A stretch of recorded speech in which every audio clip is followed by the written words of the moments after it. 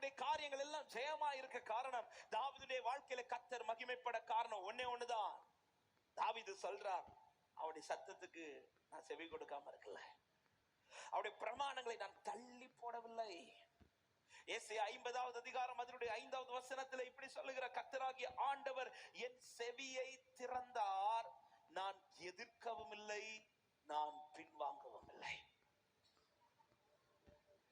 வாசம் பண்ண சீயோனை கட்டி கர்த்தர் வாசம் பண்ண, சீயோனே கர்த்தருக்கு செவி கொடுங்கள், கர்த்தருடைய வார்த்தைக்கு சத்தத்துக்கு செவி கொடுங்கள்.